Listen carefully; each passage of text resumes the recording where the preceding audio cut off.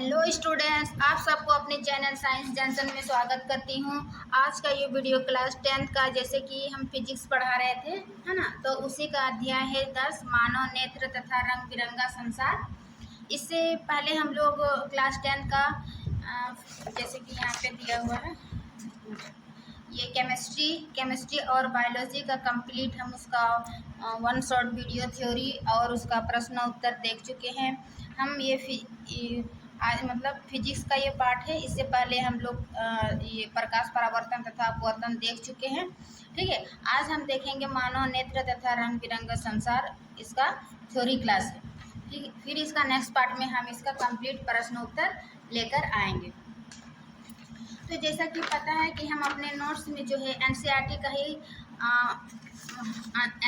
ही हर topic जो है point two point notes तैयार करके हम पढ़ाते हैं, ताकि जो आपको नोट्स से पढ़ने में आसानी हो और आप कम समय में बेहतर तैयारी कर पाइएगा। क्योंकि एनसीईआरटी का जो लैंग्वेज है वो थोड़ा समझने में परेशानी हो सकती है, बट हम जो नोट्स बनाते हैं उसमें हम सरल भाषा में बताते हैं, ताकि आपको समझने में कोई परेशानी ना हो और आप एग्ज़ाम में अच्छा परफॉर्मेंस कर पाइएगा। ठीक है, आप चाहे क्लास 10th में हो या फिर आप किसी भी एग्ज़ाम की तैयारी कर रहे हो, जैसे कि बीपीएससी टीआरई 4 हो या फिर एस्टेट हो, तो आने वाले किसी भी एग्ज़ाम की तैयारी में ये साइंस के लिए मतलब विज्ञान में ये आपके लिए काफ़ी हेल्पफुल होगा। ठीक है, और मेरा नोट्स में जो है आपको 100% कंटेंट मिलेगा, यानी कि आप मेरे वीडियो या नोट्स एक बार पढ़ लेते हैं तो आपको किसी और वीडियो या नोट्स पढ़ने की आवश्यकता नहीं होगी। ठीक है, तो आप ट्रस्ट करके मेरा वीडियो या नोट्स पर कर सकते हैं। ठीक है, तो चलिए बिना देरी के शुरू करते हैं अध्याय 10 मानव नेत्र तथा रंग बिरंगा संसार। यानी कि मनुष्य की आँख जो है वो रंग बिरंगा संसार क्यों कहा गया है? क्योंकि मनुष्य ही जो है वो हमारे शरीर के अंक में जो है एक महत्वपूर्ण अंक है, मूल्यवान है, जो कि हम इसी मूल्यवान आँखों की सहायता से हम विभिन्न संसार में जो रंग बिरंगा संसार जो हमें दिखाई दे रही है, इन्हीं आँखों की वजह से। ठीक है, तो मानव नेत्र क्या है, आइए जानते हैं कि यह एक अत्यंत मूल्यवान एवं सुग्राही ज्ञानेंद्रिय है। मीन्स अत्यंत मूल्यवान, बहुत ही मूल्यवान है एवं सुग्राही। सुग्राही मीन्स बहुत ही सेंसिटिव, यानी कि सेंसिटिव होता है मतलब किसी चीज़ के प्रति बहुत अधिक संवेदनशील।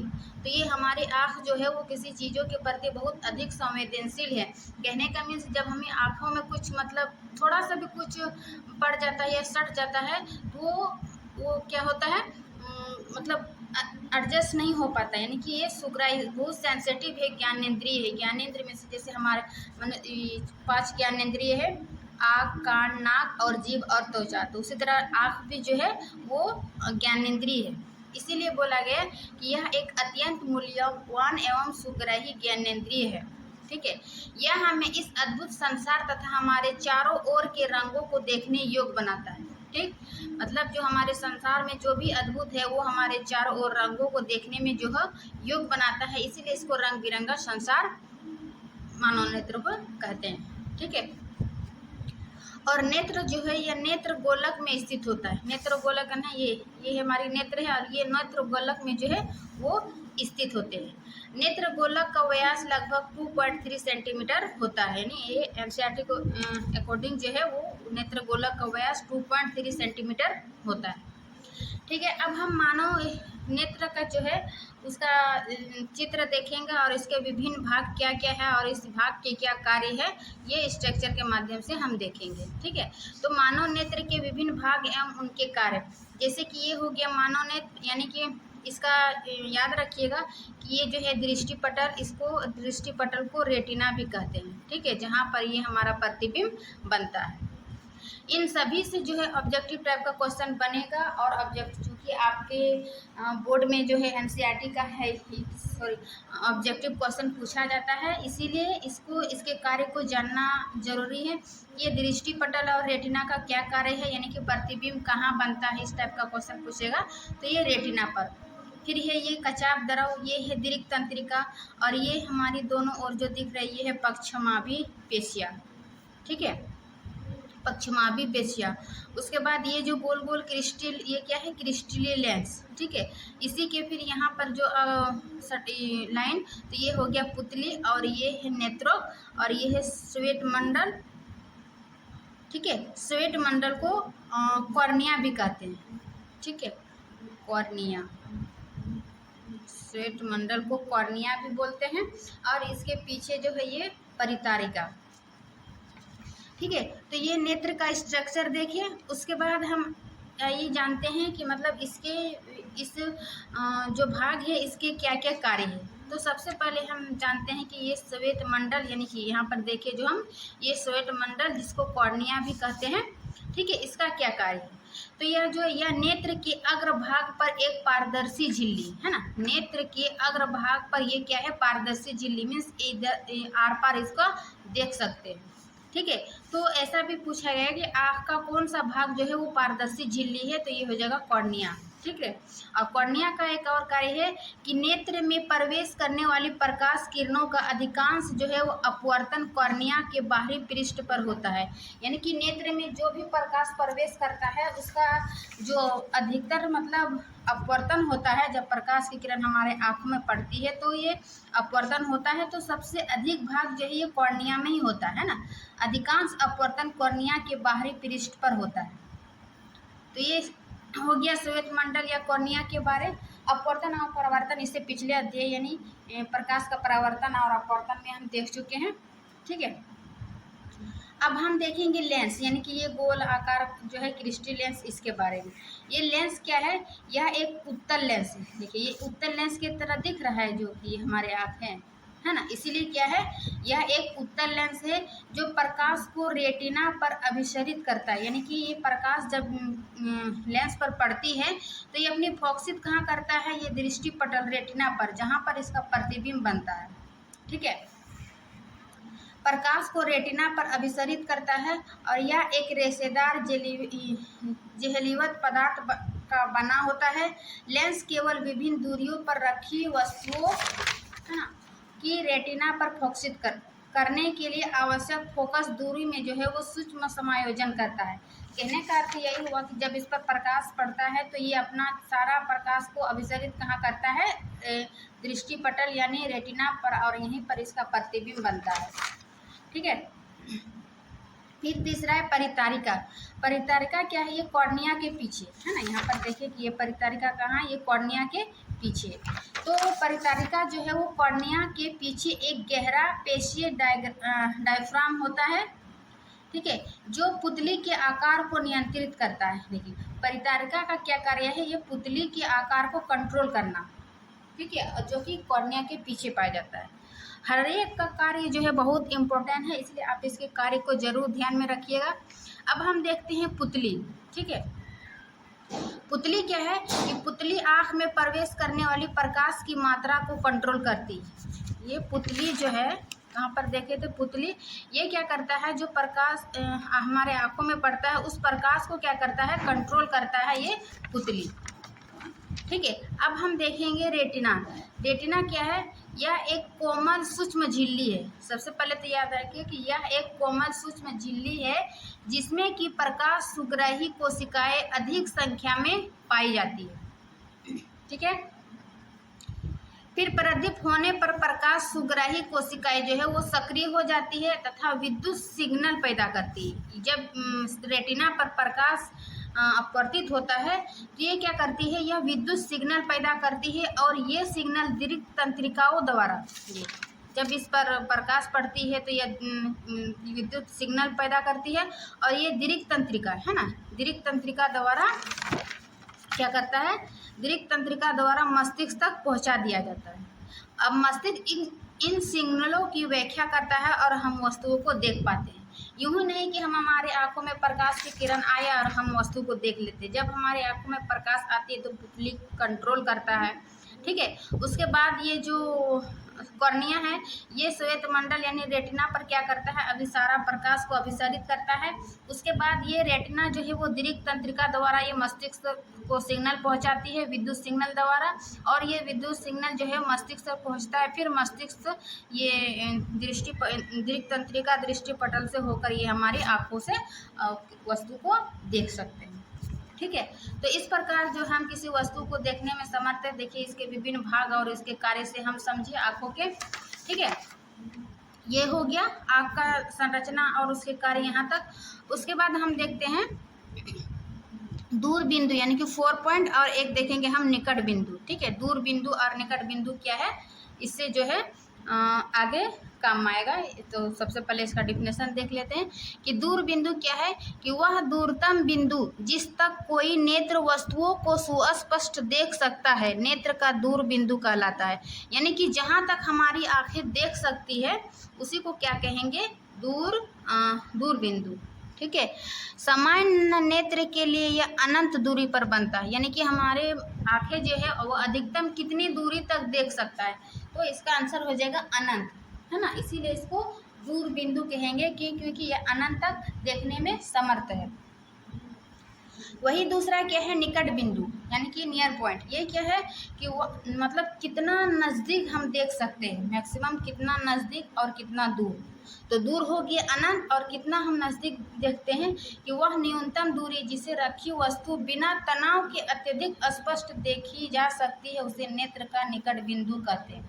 यानी कि कोई वस्तु रखी है तो हम बिना तनाव के हम कितना दूरी पर उस वस्तु को देख सकते हैं, वही है निकट बिंदु। ठीक है, जैसे किसी सामान्य मनुष्य के निकट बिंदु आंखों से लगभग 25 सेंटीमीटर की दूरी पर होता है। यानी कि कोई वस्तु यदि 25 सेंटीमीटर की दूरी पर है तो वो हम उसको सामान्य नेत्र से देख सकते हैं बिना किसी तनाव से। ठीक है, तो ये है उसका निकट बिंदु, तो हो जाएगा 25 सेंटीमीटर की दूरी पर। इसे सुस्पष्ट दृष्टि की न्यूनतम दूरी भी कहते हैं। यानी कि न्यूनतम दूरी यदि पूछेगा कि निकट बिंदु सबसे न्यूनतम दूरी कितनी है, तो हो जाएगा 25 सेंटीमीटर, और दूर बिंदु तो हो जाएगा अनंत। ठीक है, ये 2 पॉइंट याद रखिएगा। उसके बाद एक होता है समंजस यानी कि एकोमोडेशन। ठीक, समंजन क्षमता यानी कि हम आँखों में जो देख पाते हैं जिस कारण से उसको समंजस करना पड़ता है, एडजस्ट करना पड़ता है, तो ये है समंजन क्षमता। यानी कि अभिनेत्र लेंस की वह क्षमता जिसके कारण वह अपनी फोकस दूरी को समायोजित कर लेता है। अभी जैसे कि पुतली क्या कर रहा था, प्रकाश को कंट्रोल कर रहा है ना, तो हम वो क्या करेंगे कि अपनी फोकस दूरी को समायोजित करता है, समंजस करता है, तो उसी को क्या कहेंगे, समंजन क्षमता। ठीक है, जो भी अभिनेत्र लेंस की वह क्षमता जिसके कारण वो अपनी फोकस दूरी को समायोजित कर लेता है, समंजन क्षमता कहलाती है। तो लेंस की वक्रता पक्षमाभी पेशियों द्वारा नियंत्रण की जाती है। मतलब लेंस की क्षमता जो है ये हमारे आँखों का स्ट्रक्चर में जो देखिए पक्षमाभी पेशियाँ है ना, तो इसके द्वारा ये कंट्रोल की जाती है समंजन क्षमता। ठीक है, पक्षमाभी पेशियों द्वारा कंट्रोल की जाती है। अब पक्षमाभी पेशियों में जो है वो 2 स्थिति पैदा होती है। एक है शिथिल यानी सिकुड़ती। जब हम कोई दूर की वस्तु को देखते हैं या निकट की वस्तु को देखते हैं तो वो हमारी पेशियां जो है वो शिथिल और सिकुड़ती है। यानी कि जब हम दूर की वस्तु को देखते हैं तो पक्षमाभी पेशियां जो है वो शिथिल हो जाती है ना। जब हम आंखों से दूर की वस्तु को देखिए कि वो जो है वो शिथिल हो जाएगी और लेंस पतला हो जाएगा, जिस कारण जो है उसकी फोकस दूरी बढ़ जाती है ना, तभी हम दूर की वस्तु को देख सकते हैं। तो ये कैसे है कि जब हम दूर की वस्तु को देखेंगे तो लेंस पतला हो जाता है और उसकी फोकस दूरी बढ़ जाती है, पक्षमाभी पेशियां जो है वो शिथिल हो जाती है। वही जब अब हम फोकस निकट देखते हैं तो वही हमारी पक्षमाभी पेशियां जो है वो सिकुड़ती है। यानी जब पूरा नज़दीक देखिए तो देखिए अपने आप को कि सिकुड़ेगी और लेंस जो है वो मोटा हो जाएगा। ठीक है, और उसकी फोकस दूरी कम हो जाएगी। तो ये पक्षमाभी पेशियों से संबंधित 2 केस है। जब हम दूर की वस्तु को देखते हैं तो पक्षमाभी पेशियां शिथिल हो जाती है और नज़दीक देखते हैं तो सिकुड़ती है, लेंस मोटा हो जाता है जिससे फोकस दूरी कम हो जाती है। ठीक है, तो ये थी समंजन क्षमता। अब हम देखेंगे कि दृष्टि दोष तथा उनका संशोधन, यानी कि हमारे आँखों में कौन कौन सी दोष पाए जाती है। ठीक है, तो दृष्टि दोष तथा उनका संशोधन में सबसे पहला है कि मोतियाबिंद। नाम सुने होंगे मोतियाबिंद। ये क्या होता है कि अधिक उम्र बढ़ने से ये मोतियाबिंद की समस्या होती है। जैसे कि अधिक उम्र से कुछ व्यक्तियों के नेत्र का जो है वो क्रिस्टल लेंस दूधिया तथा धुंधला हो जाता है ना। अधिक उम्र से देखने से धुंधला दिखाई देने लगता है, खुजली होने लगता है, आँखों से पानी आना, ये सब क्या है, मोतियाबिंद का लक्षण है। ठीक है, धुंधला हो जाता है, तो इस स्थिति को क्या कहेंगे, मोतियाबिंद कहेंगे। इसके कारण नेत्र की दृष्टि में कमी या पूर्ण रूप से दृष्टि क्षय हो जाती है। ये मोतियाबिंद के कारण क्या होता है, हमें देखने में जो है वो कम होने लगता है धीरे धीरे उम्र बढ़ने के साथ, या फिर दृष्टि धीरे धीरे जो है वो एकदम खत्म होने लगता है। ठीक है, तो मोतियाबिंद की शल्य क्रिया, यानी कि मोतियाबिंद को वो ऑपरेशन के माध्यम के बाद जो है दृष्टि को वापस लौटना संभव है। यानी कि मोतियाबिंद जो है वो ठीक किया जा सकता है शल्य चिकित्सा के माध्यम से। ठीक है, क्योंकि वो जो परत होती है कॉर्निया की, ये जब उम्र बढ़ने के साथ क्या होगा, इसकी सेल जो है वो उसकी क्षमता धीरे धीरे कम हो जाती है, जिस कारण उसको दृष्टि में कमी होने लगती है। तो वो ये वाली मतलब दृष्टि में जो भी परत होती है उसको हटा के नया शायद लगा दिया जाता है लेंस, तो इस कारण वो आँखों जो है वो पहले जैसे दिखने लगती है। इसलिए मोतियाबिंद संभव है, यानी कि अपने दृष्टि को वापस लाना संभव है ये शल्य क्रिया से, है ना। उसको ऑपरेशन करके उसको हटा दिया जाता है लेंस को, और दूसरी लेंस लगा दिया जाता है। तो ये था मोतियाबिंद और उसके निवारण। ठीक है, अब हम देखेंगे दूसरा, निकट दृष्टि दोष। मनुष्य में क्या है, दो दोष होता है, एक निकट दृष्टि दोष और एक है दूर दृष्टि दोष। निकट दृष्टि दोष नाम से याद रखिएगा, कंफ्यूज नहीं कीजिएगा हम लोग की। इस दोष में व्यक्ति जो है वो निकट रखी वस्तुओं को तो स्पष्ट देख सकता है। निकट दृष्टि दोष है, निकट नाम, लेकिन निकट की वस्तु को देख सकता है परंतु दूर की वस्तु को वह सुस्पष्ट नहीं देख पाता। ये पॉइंट याद रखिएगा। तो कंफ्यूज है कि निकट दृष्टि दोष, तो निकट की दृष्टि को नहीं देख पाएगा, दूर को देख पाएगा। लेकिन निकट दृष्टि दोष में है कि निकट की वस्तुओं को स्पष्ट देख सकता है परंतु दूर की रखी वस्तुओं को वो सुस्पष्ट नहीं देख पाता है। ठीक है, ऐसे दोष युक्त व्यक्ति को दूर बिंदु अनंत पर ना होकर नेत्र के पास आ जाता है।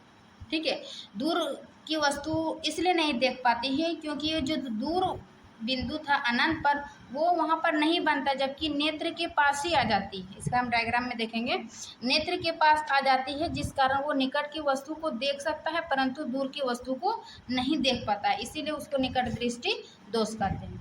ठीक है, अब जो है दोष उत्पन्न होने के कारण, यानी कि निकट दृष्टि क्यों उत्पन्न होता है, क्यों हमें दूर की वस्तु को नहीं देख पाते हैं, तो इसके लिए दो केस बनता है कि अभिनेत्र लेंस की जो है वक्रता अत्यधिक हो जाना, लेंस की वक्रता जो है वो अत्यधिक हो जाना, और दूसरा है कि नेत्र गोलक का लंबा हो जाना।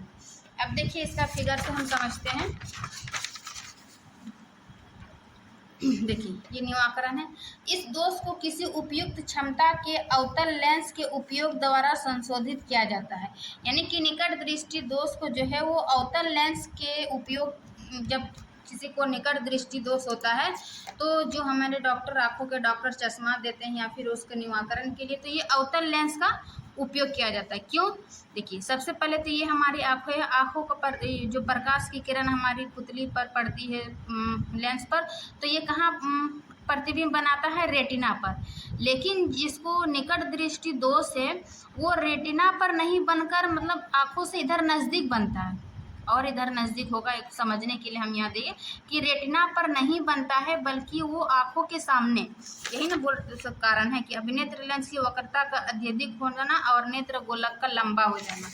ठीक है, तो रेटिना पर नहीं बनता है, वो नज़दीक आ जाता है उसका फोकसित, इसीलिए वो नज़दीक की वस्तु को देख सकता है किंतु दूर की वस्तु को नहीं देख सकता है। कारण ये फोकसित जहाँ पर होता है प्रतिबिंब, वो रेटिना पर नहीं बनता। तो ये इसका फिगर है। अब इस दोष को जो है दूर करने के लिए अब अवतल लेंस का उपयोग करता है। क्यों, क्योंकि अवतल लेंस जो है वो जब प्रकाश की किरण इस पर पड़ती है, अब है ना, आपतित होती है, तो ये क्या करता है, प्रकाश की किरण को फैला देता है। ये हम थ्योरी क्लास में बता चुके हैं। कि किस प्रकार जो है अवतल लेंस को अपसरित लेंस कहते हैं, या फिर अपसारी, कौन से लेंस को अपसारी या अपसरित कहते हैं। ठीक है, तो चूंकि ये लेंस को फैला देता है और ये इस प्रकार फैलाने से क्या होगा कि हमें दूर की वस्तुओं को दिखाई देने में भी सहायक होता है। तो इसीलिए निकट दृष्टि दोष का संशोधन के लिए हम अवतल लेंस का उपयोग करते हैं। ठीक है, तो ये था दोष होने का कारण और निवारण, और ये हमें कैसे दिखता है। ठीक है, तो ये हो गया। अब हम देखेंगे दूसरा दोष, दीर्घ दृष्टि दोष। ठीक है, एक देखें निकट, दूसरा देखेंगे दीर्घ दृष्टि दोष। ये क्या होता है दीर्घ दृष्टि दोष में? देखिए, नाम से पता है दीर्घ, यानी कि दूर की वस्तुओं को तो हम स्पष्ट देख सकते हैं, किंतु नज़दीक रखी वस्तुओं को हम नहीं देख पाते हैं। ठीक है, एकदम बारीकी से अंतर याद रखिएगा निकट दृष्टि दोष और दीर्घ दृष्टि दोष में। ठीक है, कि दीर्घ दृष्टि दोष युक्त व्यक्ति जो है दूर की वस्तुओं को स्पष्ट देख सकता है, परंतु निकट रखी वस्तुओं को सुस्पष्ट नहीं देख पाता है।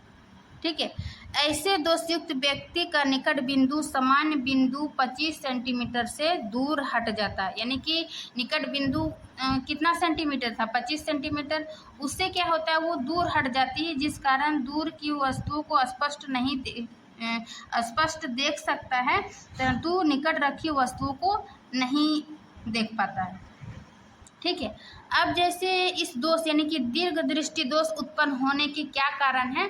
ठीक है, तो कारण हम देखेंगे कि अभिनेत्र लेंस की फोकस दूरी का जो है वो अत्यधिक हो जाना और नेत्र गोलक का छोटा होना। दीर्घ दृष्टि में दोष में क्या था, निकट में, कि वो नेत्र गोलक का लंबा हो जाना। इसमें क्या है, नेत्र गोलक का छोटा हो जाना और अभिनेत्र लेंस की फोकस दूरी का अत्यधिक हो जाना।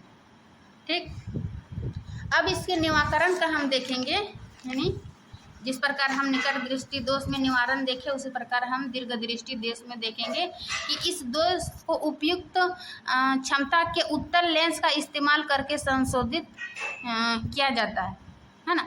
जिस प्रकार हम देखिए कि निकट दृष्टि दोष को अवतल लेंस से संशोधित किया जाता था, लेकिन दीर्घ दृष्टि दोष को उत्तल लेंस से। क्यों? क्योंकि ये जो रेटिना पर नहीं बनता, बल्कि ये बाहर बनता है। दूरदृष्टि में क्या हुआ कि ये दूर की वस्तु को तो स्पष्ट देख पाया, लेकिन निकट की वस्तु को स्पष्ट नहीं देख पाता है।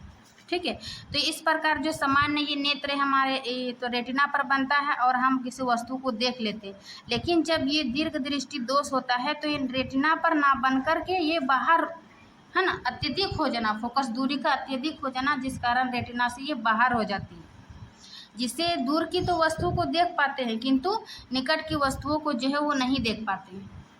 ठीक है, तो इस प्रकार ये चित्र से समझ सकते हैं।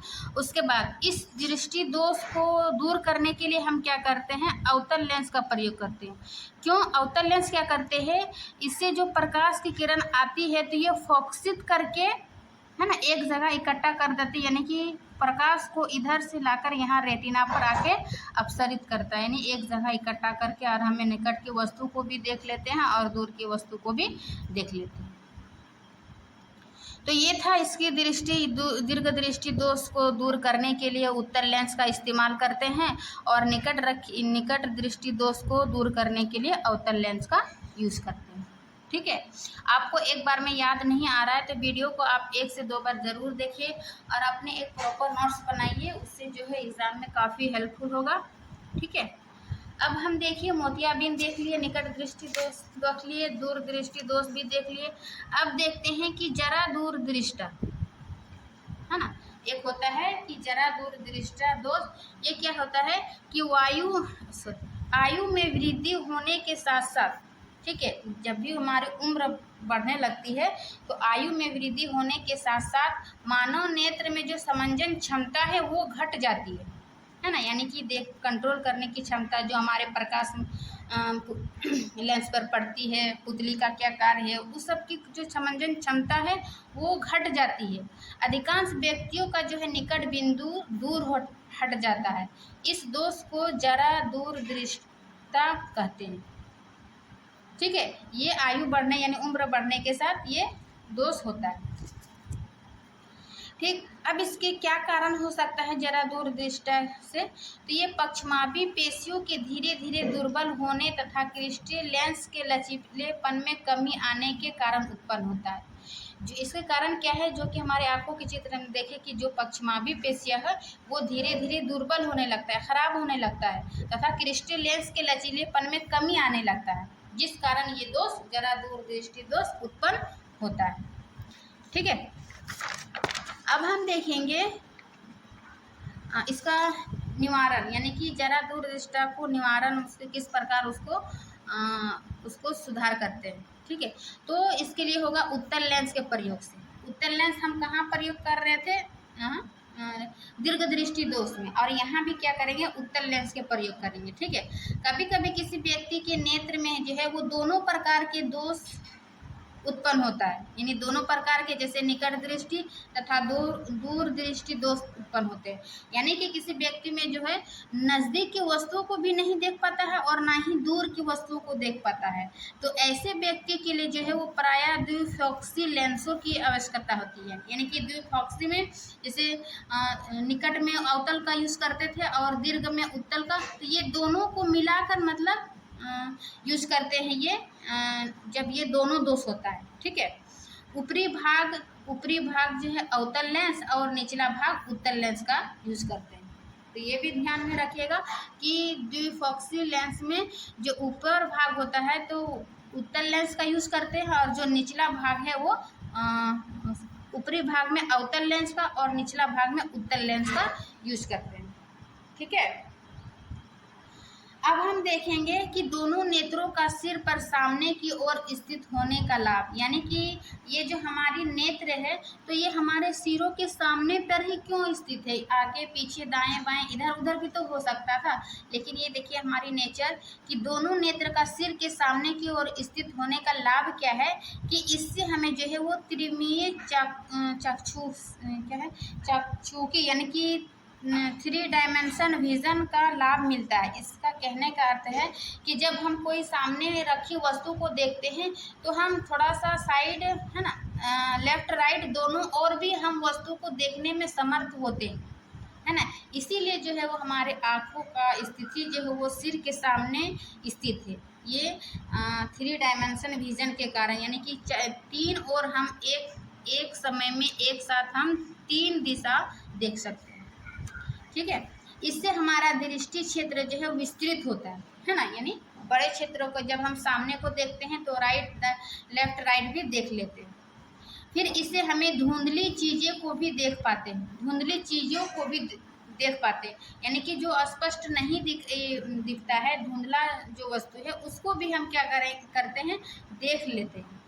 ठीक है, तो ये इसका लाभ है कि हमारे सिर के सामने आँख स्थित है, उससे क्या लाभ है, क्यों हमारे आँखों के सिर के सामने ही ये नेत्र स्थित है। ठीक है, अब हम नेत्र के बारे देख लिए, उसका स्ट्रक्चर, उसके भाग, उसके कार्य, नेत्र के दृष्टि दोष और उसके निवारण। अब हम आगे बढ़ते हैं प्रिज्म। ठीक है, प्रिज्म को इंग्लिश में प्रिज्म ही कहते हैं। तो प्रिज्म क्या है? तो प्रिज्म के 2 त्रिभुजाकार आकार तथा 3 आयताकार पार्श्व पृष्ठ होते हैं, यानी कि 2 त्रिभुजाकार इस प्रकार का आकार तथा 3 जो है वो आयताकार पार्श्व पृष्ठ होते हैं। ये क्या है? प्रिज्म। अब प्रिज्म कोण कैसे बनता है कि जैसे प्रिज्म के 2 पार्श्व फलकों, ये पार्श्व फलकों के बीच के कोण को क्या कहेंगे? प्रिज्म कोण, यानी कि 2 फलकों के बीच जो कोण बनता है उसको क्या कहेंगे? प्रिज्म कोण। ठीक है, अब है एक विचलन कोण, ये सब चैप्टर का ही भाग है। ठीक है, विचलन कोण। विचलन कोण क्या है कि जब आपतित किरण है ना, जब प्रकाश की किरण आती है और निर्गत होती है, निर्गत मतलब बाहर होती है, जब प्रकाश की किरण आपतित होती है, आपतित होने के बाद क्या होता है? अपवर्तन होता है, उसके बाद निर्गत होता है। तो इनके बीच जो कोण बनता है उसी कोण को क्या कहेंगे? विचलन कोण। विचलन यानी कि जो प्रकाश की किरण आपतित हुआ, आपतन के बाद क्या होता है? अपवर्तन, यानी कि वो अभिलंब से दूर हटेगी या झुकेगी, तो फिर वो निर्गत होगी, बाहर होगी। इस बीच के कोण को क्या कहेंगे? ये निर्गत कोण, विचलन कोण। ठीक है, तो ये इसका डायग्राम है विचलन कोण का। अब हम आगे देखेंगे प्रिज्म के बारे हो गया, देखेंगे स्पेक्ट्रम।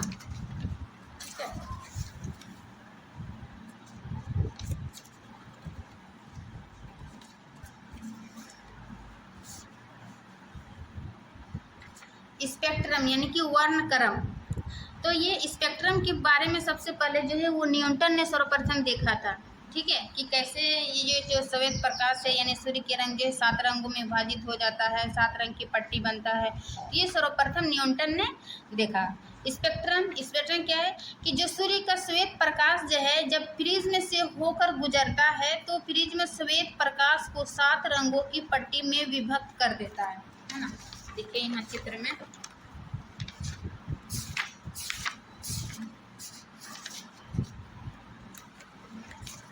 ये है कांच के प्रिज्म, है ना।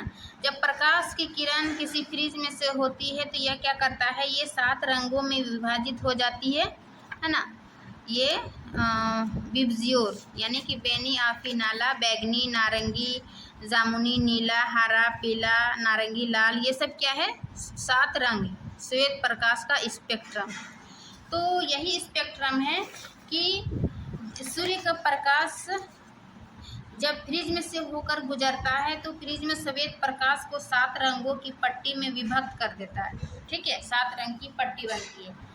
अब ये 7 रंग क्या क्या है, एक है बैगनी, जामुनी, नीला, हरा, पीला, नारंगी तथा लाल, है ना। यहाँ पर जो देखें बैगनी, जामुनी, नीला, हरा, पीला और नारंगी, लाल, ठीक है ना। तो ये 7 रंगों की पट्टी बन जाती है और ये 7 रंगों में विभाजित हो जाती है। ये 7 रंग ये है, इसे कोई इंग्लिश में विबजियोर कहते हैं। विबजियोर यानी कि वी वायलेट, बैगनी, आई से इंडिगो, जामुनी, बी से ब्लू नीला, जी से ग्रीन हरा, वाई से येलो पीला, ओ से ऑरेंज नारंगी, आर से रेड लाल, है ना। इसको विबजियोर बोलते हैं। याद रखने का ये ट्रिक याद करते हैं कि विबजियोर से याद रखेंगे उसका 7 रंग का कलर, 7 मतलब रंग का नाम, ठीक है। अब प्रकाश के अवयवी वर्णों को इस बैंड को स्पेक्ट्रम कहते हैं, यानी कि जो प्रकाश की किरण जो आ रही थी, है ना, वो 7 रंगों में जो विभाजित हुआ, तो इसी बैंड को क्या कहेंगे 7 रंगों में, इसको क्या कहेंगे स्पेक्ट्रम, ठीक है। अब है विक्षेपण। देखिए स्पेक्ट्रम और विक्षेपण में थोड़ा सा अंतर है। जो ये बैंड बना था, ठीक है, 7 रंग का जो बैंड बना था, तो ये था स्पेक्ट्रम। लेकिन विक्षेपण क्या है कि सूर्य का प्रकाश जब प्रिज्म से होकर गुजरता है तो प्रिज्म श्वेत प्रकाश को 7 रंगों की पट्टी में विभक्त कर देता है। सबसे पहले तो वो 7 रंगों में पट्टी बनाया, ठीक है। उसके बाद यह 7 रंग ये है, उसके बाद प्रकाश के अवयवी वर्णों में विभाजन को विक्षेपण करती है। यानी कि ये जो प्रकाश की किरण आया, ठीक है, तो ये क्या हुआ 7 रंगों की एक पट्टी बनाए यहाँ, है ना, 7 रंगों की पट्टी, जिसको क्या कहेंगे स्पेक्ट्रम। फिर ये 7 रंगों जो है विक्षेपित हो जाती है, यानी कि फैल जाता है 7 रंगों में। ये कौन सा अधिक झुकेगा कम झुकेगा, तो ये फैलना ये क्या कहलाएगा विक्षेपण, ठीक है। ये पट्टी पहले बना स्पेक्ट्रम, उसके बाद फैलना विक्षेपण, तो ये पॉइंट ध्यान में रखिएगा।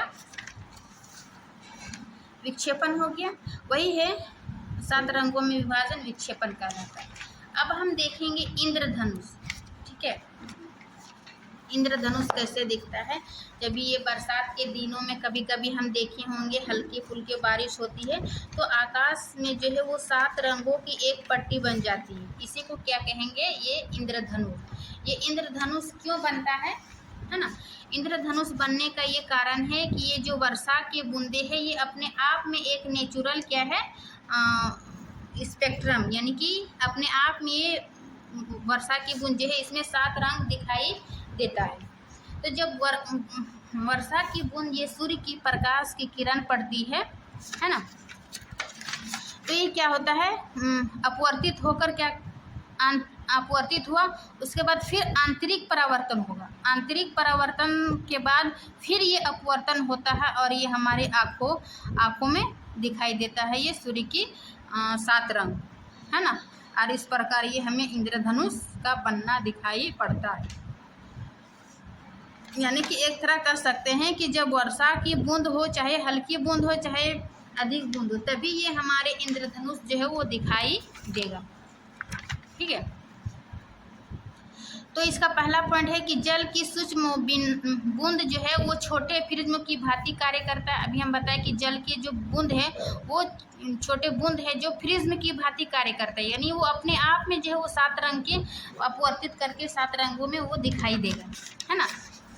तो छोटे प्रिज्म की भांति कार्य करती है। फिर दूसरा है कि सूर्य के आपतित प्रकाश, यानी कि जो प्रकाश आया आपतित प्रकाश की ये बूंदे अपवर्तित तथा विक्षेपित करती। ठीक है, आपतित हुआ तो ये प्रकाश अपवर्तित तथा विक्षेपित करती है। उसके बाद इसे आंतरिक परावर्तित करती है। विक्षेपण के बाद फिर ये आंतरिक परावर्तन किया, ठीक है, परावर्तन करती है। अंततः जल की बूंद से बाहर निकलते समय प्रकाश को पुनः अपवर्तित करती है। ये आंतरिक परावर्तन के बाद जल से बाहर निकलती है तो फिर ये क्या होता है, अपवर्तित करती है, जिस कारण जो है वो हमें इंद्रधनुष का बनना दिखाई देता है। ठीक है, तो फिर इसका आगे है कि प्रकाश के परिक्षेपण तथा आंतरिक परावर्तन के कारण विभिन्न वर्ण प्रेक्षक के नेत्र तक पहुँचते हैं और हमें इंद्रधनुष दिखाई देता है। ठीक है, तो ये थी इंद्रधनुष का बनना। हम यहाँ पर भी फिगर बनाए थे कि सूर्य के प्रकाश की जब वर्षा की बूंद पर पड़ती है तो ये अपवर्तित होकर क्या होता है, विक्षेपण होता है। विक्षेपण के बाद फिर ये आंतरिक परावर्तन हुआ। आंतरिक परावर्तन के बाद फिर यहाँ अपवर्तन होता है और इस प्रकार ये हमारे आँखों तक पड़ती है प्रकाश और ये हमें लाल विबज्योर दिखता है, यानी कि 7 रंगों में दिखता है और इंद्रधनुष का बनना। ठीक है, तो ये था। उसके बाद विबज्योर, यानी कि विबज्योर के बारे में जानेंगे कि ये जो किसी फ्रिज में से गुजरने के बाद जब प्रकाश के विभिन्न रंग आपतित किरण के सापेक्ष अलग अलग कोनों पर झुकते हैं। यानी कि अभी हम देखें कि जब प्रकाश की किरण आती है तो यहाँ पर एक पट्टी बनती है जिसको स्पेक्ट्रम कहते हैं।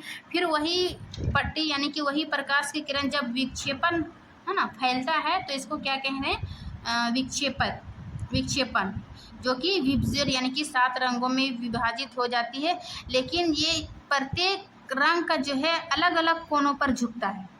ठीक है, इसी को देखेंगे जब लाल प्रकाश सबसे कम झुकता है, ये जो लाल है रेड, ये सबसे कम झुकता है, जबकि बैंगनी प्रकाश सबसे अधिक झुकता है, यानी कि इधर लास्ट में है तो ये सबसे अधिक झुकेगा। उसके बाद ये आई बी यानी Indigo, blue, green, yellow, orange, तब लास्ट में ये रेड, यानी कि रेड जो है वो सबसे कम झुकता है और बैंगनी जो है वो सबसे अधिक झुकता है। ये पॉइंट याद रखिएगा, ऑब्जेक्टिव में, सब्जेक्ट में, किसी भी एग्ज़ाम में, ये कॉम्पिटिटिव एग्ज़ाम में भी पूछा जाता है कि कौन सा रंग जो है प्रकाश की सबसे अधिक झुकता है और कौन सबसे कम झुकता है। ठीक है, तो ये थी विबज्योर के बारे में। अब है कि सूर्य का प्रकाश जो है वो 7 रंगों से ही मिलकर बना है ना। क्या कि सूर्य के प्रकाश जो है, क्या ये विबज्योर इतना ही कलर बनाता है, 7 रंगों से ही मिलकर बनता है कि फिर इसका और भी कलर है या फिर कम है।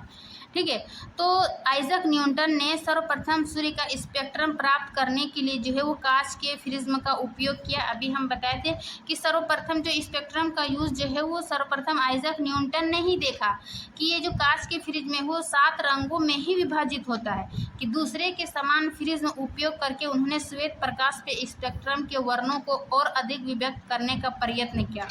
इन्होंने क्या किया, एक प्रैक्टिकल किया। क्या प्रैक्टिकल किया कि सूर्य क्या 7 रंगों में ही विभाजित होता है। इसके लिए इन्होंने देखा कि हम एक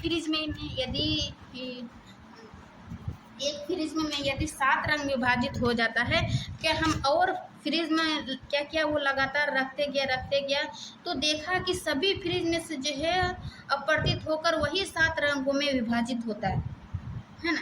ये क्या किया कि एक बार जैसे ये श्वेत के प्रकाश की किरण आया, ये 7 रंगों में विभाजित हुआ, स्पेक्ट्रम बना, फिर वे विक्षेपित हुआ, विक्षेपित 7 रंगों में विबज्योर बना।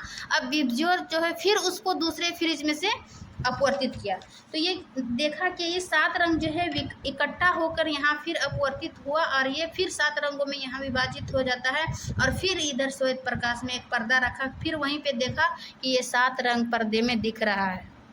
ठीक है ना। इस प्रकार ये 2 प्रिज्मों को एक उल्टा और एक सीधा रख के देखा तो देखा प्रकाश जो है वो 7 रंगों से ही मिलकर बना होता है, किंतु उन्हें और अधिक रंग नहीं मिल पाता है ना। जितना भी वो फ्रिज में से टकराता है स्पेक्ट्रम को तो वो उन्हीं 7 रंगों को ही दिखता है, वो उसको और अधिक रंग नहीं मिलता है। इससे जो है सर आइजैक न्यूटन ने देखा कि प्रकाश का जो किरण है वो 7 रंगों से ही मिलकर बना होता है। फिर उन्होंने एक दूसरा यानी कि वही समान इसका जो समान आकार का प्रिज्म के सापेक्ष उल्टी स्थिति में रखा, जो कि अभी हम दिखाएं है ना चित्र में। उन्होंने देखा कि दूसरे फ्रिज में से भी जो है प्रकाश श्वेत प्रकाश का किरण पुनः निर्गत हो रहा था। यानी कि जब यहाँ प्रकाश 7 रंगों में इकट्ठा हो रहा था फिर वो पुनः निर्गत यानी बाहर निकल के भी वही 7 रंग में विभाजित हो जाता है। इससे न्यूटन ने यह निष्कर्ष निकाला कि सूर्य की 7 वर्णों से ही मिलकर बना होता है ना। न्यूटन ने एक प्रयोग किया ये फ्रिज में वाला कि एक फ्रिज में यदि 7 रंग निकलता है तो क्या दूसरे फ्रिज में भी वही 7 रंग निर्गत होगा। तो ये उन्होंने उल्टा और सीधा रखकर देखा कि फ्रिज में सूर्य के प्रकाश जो है वो 7 रंगों से ही मिलकर बना होता है। ठीक है, तो ये हो गया कि सूर्य का प्रकाश जो है वो 7 रंगों से ही मिलकर बना होता है। ये न्यूटन ने ये अपने प्रयोग में सत्यापित कर दिया। अब है दूसरा वायुमंडलीय अपवर्तन। ठीक है, कि वायुमंडलीय अपवर्तन क्या है। तो वायुमंडल द्वारा जो सूर्य के प्रकाश है वो अपवर्तन वायुमंडलीय अपवर्तन कहलाता है। यानी कि जब ये सूर्य की किरण जब हमारी पृथ्वी पर पड़ती है तो ये पृथ्वी से टकराती है तो सीधे नहीं पड़ती है ना, ये अपवर्तित हो जाती है। तो इसी को क्या कहेंगे, वायुमंडलीय अपवर्तन। कि वायुमंडल द्वारा सूर्य के प्रकाश का अपवर्तन वायुमंडलीय अपवर्तन कहलाता है। ये यहाँ फिगर के माध्यम से समझ सकते हैं। अब हम देखेंगे कि वायुमंडल जो हमारे वातावरण में हो रहा है इससे और क्या क्या घटित है, क्या क्या घटना होता है वायुमंडल के कारण। तो अभी हम देखें है ना, इससे क्या है कि अग्रिम सूर्योदय तथा निलंबित सूर्यास्त, यानी कि अग्रिम सूर्योदय तथा निलंबित सूर्यास्त क्या है, यानी कि सूर्योदय के लगभग 2 मिनट पूर्व और सूर्योदय के लगभग 2 मिनट बाद भी वो हमें सूर्य क्या है दिखाई देता है। ये किसके कारण है, वायुमंडलीय अपवर्तन के कारण। ठीक है, वायुमंडलीय अपवर्तन अभी हम देखें कि वायुमंडल द्वारा सूर्य के प्रकाश का अपवर्तन वायुमंडलीय अपवर्तन कहलाता है। ठीक, अब क्या है कि जैसे कि सूर्य यहाँ पर है, ठीक, तो सूर्य से जो प्रकाश आपतित हो रहा है तो वो अपवर्तन के कारण क्या होगा, थोड़ा सा तिरछा होगा। यानी कि व्यक्ति यहाँ पर है और यहाँ पर सूर्य है तो इसको कहाँ दिखाएगा, थोड़ा सा उठा हुआ है ना, थोड़ा सा पहले ही दिखाएगा, यानी कि 2 मिनट पूर्व दिखाएगा। वही सूर्यास्त के समय देखिए सन यहाँ पर है तो ये प्रकाश की किरण आके फिर ये अपवर्तित होके थोड़ा सा नीचे आया, यानी कि 2 मिनट बाद भी ये सूर्यास्त 2 मिनट बाद तक ये दिखाई देता है। तो ये वायुमंडलीय अपवर्तन के कारण ही ऐसा हो रहा है कि सूर्योदय के समय 2 मिनट पूर्व और सूर्यास्त के समय लगभग 2 मिनट बाद भी हमें सूर्य दिखाई देता है। ठीक है, अब वायुमंडलीय अपवर्तन के दूसरा उदाहरण है कि तारों का आभासी स्थिति। ठीक है, तारों का आभासी स्थिति में हम क्या देखेंगे कि पृथ्वी के वायुमंडल में प्रवेश करने के बाद, ठीक है, जब मतलब सूर्य की किरण पृथ्वी के वायुमंडल में प्रवेश करने के बाद पृथ्वी के पृष्ठ पर पहुंचने तक तारे का प्रकाश निरंतर अपरिवर्तित होता रहता है। यानी कि जैसे फिगर से देखिए, ये देखिए वायुमंडलीय अपवर्तन के कारण तारों का आभासी स्थिति। ठीक है, जब ये प्रकाश की किरण है ना वायुमंडल में प्रवेश करती है तो ये पृथ्वी पर टकरा कर है ना तारे का प्रक्रम जो है वो निरंतर अपरिवर्तित रहता है, जिस कारण ये जो तारे का थोड़ा सा आभासी स्थिति दिखाता है। यानी कि तारा यहाँ है लेकिन दिखेगा यहाँ, ठीक है, थोड़ा सा ऊपर। तो यही कि तारे का आभासी स्थिति क्या है कि पृथ्वी के वायुमंडल में प्रवेश करने के बाद पृथ्वी के पृष्ठ पर पहुंचने तक तारे का प्रकाश निरंतर अपरिवर्तित और होते रहता है। वायुमंडलीय अपवर्तन उसी माध्यम में होता है जिसका क्रमिक परिवर्तन अपवर्तनांक हो। ठीक है, उसके बाद क्योंकि क्योंकि वायुमंडल तारे के प्रकाश को अभिलंब की ओर झुका रहता है, अतः क्षितिज के निकट देखने पर कोई तारा अपनी वास्तविक स्थिति से ऊंचाई पर प्रतीत होता है। देखा ना, मतलब तारा यहाँ है लेकिन उसको थोड़ा सा उठा हुआ प्रतीत हो रहा है। किस कारण से? ये वायुमंडलीय अपवर्तन के कारण जो है वो उसको अपनी वास्तविक ऊंचाई से थोड़ा सा ऊपर उठा हुआ प्रतीत होता है। ठीक है, ये देखिए अब है कि वायुमंडलीय अपवर्तन के प्रभाव के कारण क्या क्या होता है। जैसे अभी हम देखें कि अग्रिम सूर्योदय तथा निलंबित सूर्यास्त, यानी सूर्योदय के 2 मिनट पहले और सूर्यास्त के 2 मिनट बाद भी हमें सूर्य दिखाई देता है। फिर है तारे का टिमटिमाना, और है तारे का वास्तविक स्थिति से कुछ ऊंचाई तक पर प्रतीत होना। जो देखें गर्म वायु में से होकर देखने पर वस्तु की आभासी स्थिति का परिवर्तित होना। ठीक है, जैसे कि आग के तुरंत ऊपर की वायु। ठीक है, यदि आग यहाँ पर लगा है तो उसके तुरंत ऊपर की वायु क्या होगा कि तुलना में अधिक गर्म होगा, यानी कि अन्य वायु की तुलना में ये यहाँ जहाँ पर आग लगा है उसके ऊपर में क्या होगा, वो ज़्यादा गर्म होगा। तो गर्म वायु जो है वो अपने ऊपर की ठंडी वायु की तुलना में कम सघन होती है। मतलब गर्म वायु यहाँ के आसपास जितनी गर्म वायु था वो ऊपर की ठंडी वायु की तुलना में सघन कम होगा। ठीक है, कम सघन होगा, तथा उसका अपवर्तनांक ठंडी वायु की अपेक्षा थोड़ी कम होगी। ठीक है, उसका सघन कम होगी, यानी उसका अपवर्तनांक कम होगी ठंडी वायु की अपेक्षा। ठीक है, क्योंकि अपवर्तनांक माध्यम जो वायु की भौतिक अवस्था स्थिर नहीं है, इसलिए गर्म वायु में से होकर देखने पर वस्तु की आभासी स्थिति प्रतीत होती रहती है। ठीक है, लगेगा कि मतलब वो आभासी स्थिति प्रतीत होती है। वो उदाहरण दिया कि आग के तुरंत ऊपर की वायु भी, ये प्रकाश वायुमंडलीय अपवर्तन के कारण। फिर इसका उदाहरण है तारे का टिमटिमाना, ये भी वायुमंडलीय अपवर्तन के कारण। तारे का टिमटिमाना क्या है कि दूर स्थित तारा हमें प्रकाश के बिंदु स्रोत के समान प्रतीत होती है, यानी कि ये तो बहुत दूर है तारा इसलिए टिमटिमाता हुआ प्रतीत होता है, ये तो है ही, लेकिन उसका कारण बताएं, क्योंकि आप क्लास 10th में है तो उसका पूरा मतलब कारण देना है।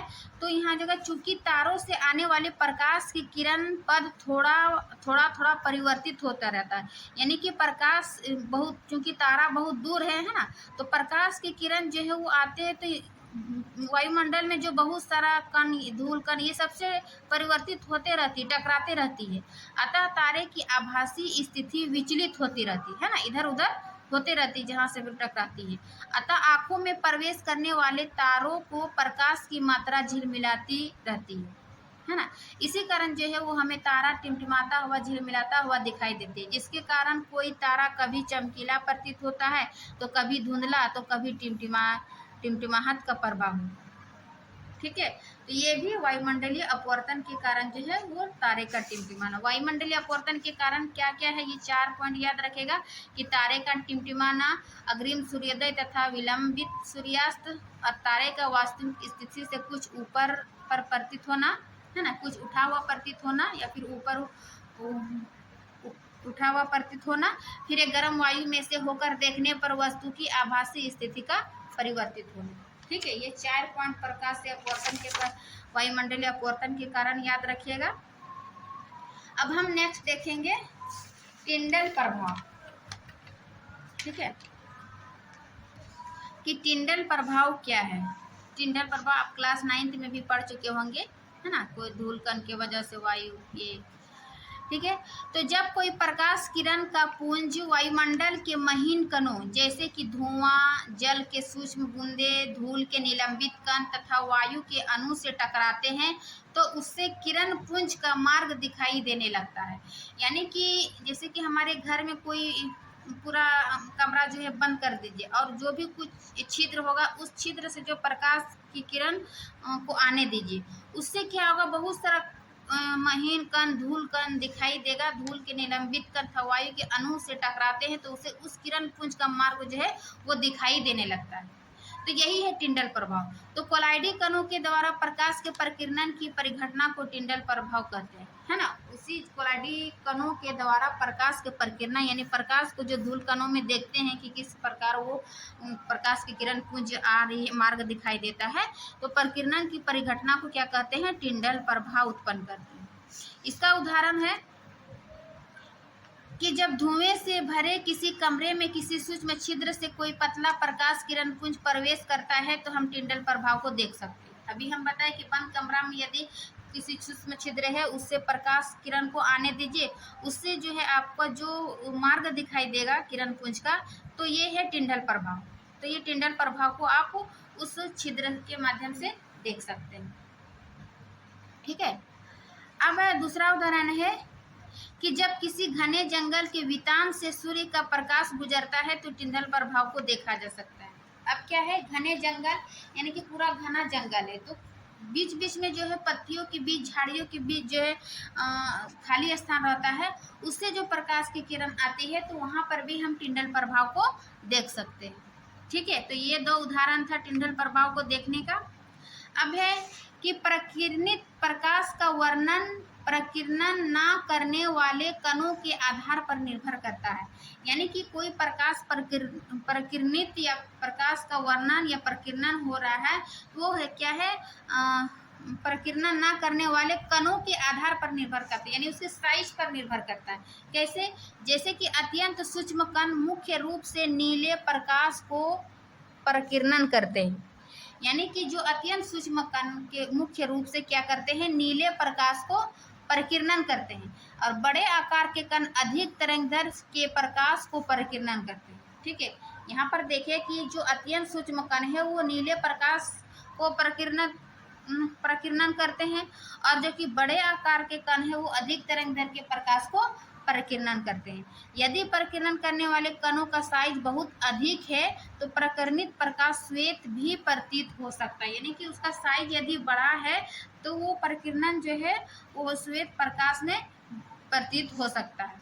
ये इसका कहना है कि उसके साइज पर जो है वो प्रकीर्णन निर्भर रहता है। ठीक है। अब इसी प्रकीर्णन के कारण हम देखेंगे क्या है कि खतरे का संकेत लाल रंग का क्यों होता है, यानी खतरे का संकेत जो है वो लाल रंग का होता है। तो क्यों होता है ना? तो चूंकि खतरे रंग जो है वो हमें बहुत दूर से दिखाई देता है ना, तो इसीलिए खतरे का चिन्ह लाल होता है। तो ये आंसर देना काफ़ी नहीं है, क्योंकि आप क्लास 10th में हो या फिर एग्ज़ाम की तैयारी कर रहे हो किसी भी एग्ज़ाम की, तो उसके लिए आपको मतलब साइंस का फैक्ट आंसर जानना है कि खतरे के संकेत का प्रकाश जो है प्रकाश लाल रंग का होता है। ये तो पता है। लाल रंग जो है गहरे या कोहरे या धुएं में सबसे कम प्रकीर्णन होता है। जैसे कि हम प्रकाश का स्पेक्ट्रम में देखें हाँ कि जो प्रकाश किरण आ रही थी तो वो सबसे कम कौन सा रंग झुक रहा था? लाल, है ना, और सबसे अधिक बैगनी। तो जो प्रकाश सबसे कम झुकता है उसका प्रकीर्णन, है ना, प्रकीर्णन कम होता है। तो यही वाला बात है कि लाल रंग चूंकि उसका प्रकीर्णन कम होता है इसलिए दूर से देखने पर भी दिखाई देता है और इसका अधिक तरंगदैर्घ्य होता है। जो कम प्रकीर्णन होता है उसका तरंगदैर्घ्य अधिक होगा, जिसका अधिक जैसे बैगनी का अधिक प्रकीर्णन होगा तो उसका तरंगदैर्घ्य कम होगा। ठीक है। तो ये है कि खतरे का लाल के उसका कम प्रकीर्णन के कारण जो है वो लाल रंग हमें दूर से दिखाई देती है, जिस कारण हम उसमें खतरे का संकेत के रूप में लाल रंग का यूज करते हैं। ठीक है। कम प्रकीर्णन और अधिक तरंगदैर्घ्य होता है। ठीक है। अब है स्वच्छ आकाश का रंग नीला क्यों होता है ना? स्वच्छ आकाश जब हम देखते हैं तो उसका रंग को जो है हमें नीला दिखाई देता है। क्यों?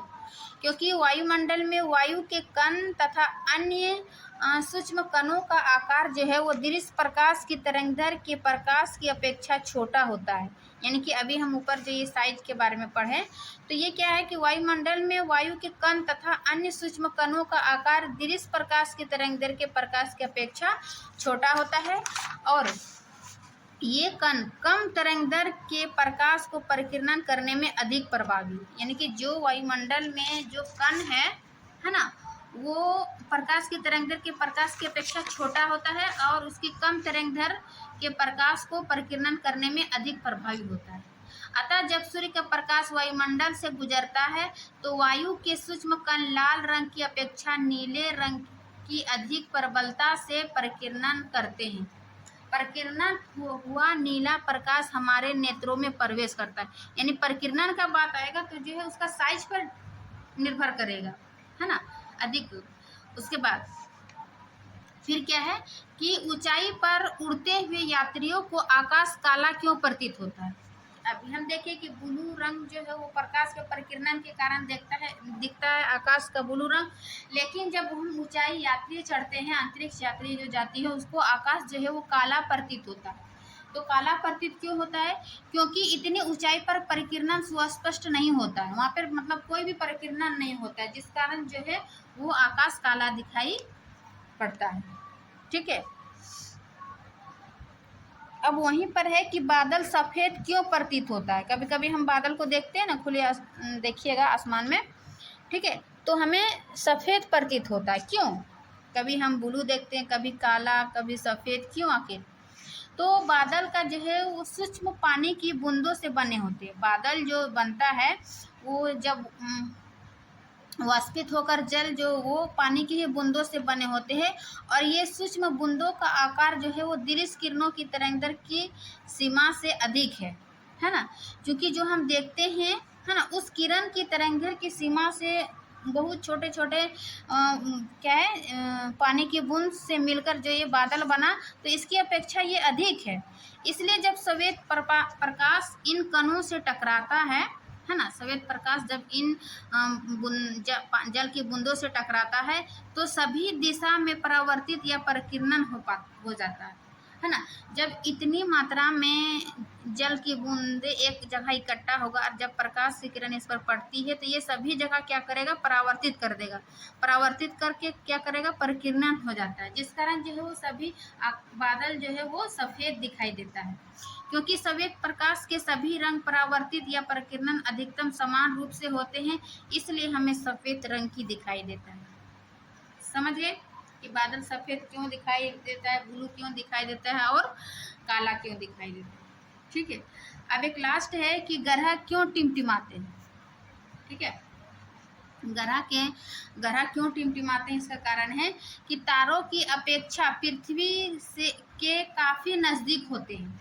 ग्रह जो है, चूंकि तारा बहुत दूर है लेकिन ग्रह तारों की अपेक्षा नज़दीक है, इसलिए उसे प्रकाश का बड़ा स्रोत माना जाता है। ग्रह जो है प्रकाश का स्रोत माना जाता है, क्योंकि तारे की तुलना में जो ग्रह नज़दीक में है। यदि ग्रह की प्रकाश की बिंदु स्रोतों का संग्रह माने तो प्रत्येक स्रोत द्वारा हमारे आँखों में प्रवेश करने वाले प्रकाश की मात्रा में कुल परिवर्तन का औसत मान 0 होगा। यानी कि यदि ग्रह को प्रकाश की केंद्र मानेंगे तो उसके संग्रह जो है, तो प्रत्येक स्रोतों द्वारा हमारे आँखों में प्रवेश करने वाले प्रकाश की मात्रा में कुल परिवर्तित या औसत मान 0 होगा, जिस कारण ग्रह जो है वो टिमटिमाते। अच्छा सॉरी, ग्रह क्यों टिमटिमाते हैं नहीं कि मतलब ग्रह क्यों नहीं टिमटिमाते, सॉरी हम यहाँ नहीं ध्यान पे दिए, है ना। तो यह कुल परिवर्तन का औसत मान 0 होगा, जिस कारण जो है ग्रह टिमटिमाते नहीं है ना। और तारे टिमटिमाते हुए नज़दीक होते हैं क्योंकि वो दूर है, और ग्रह जो है वो तारे की तुलना में नज़दीक है, इसलिए वो हमें टिमटिमाते हुए नज़र नहीं आते हैं, और वो प्रकाश बिंदु का स्रोत संग्रह माने हैं, है ना। आंखों में प्रवेश करने वाले प्रकाश की मात्रा कुल परिवर्तन का औसत का मान 0 होगा। ठीक है, जिस कारण ग्रह टिमटिमाते नहीं हैं।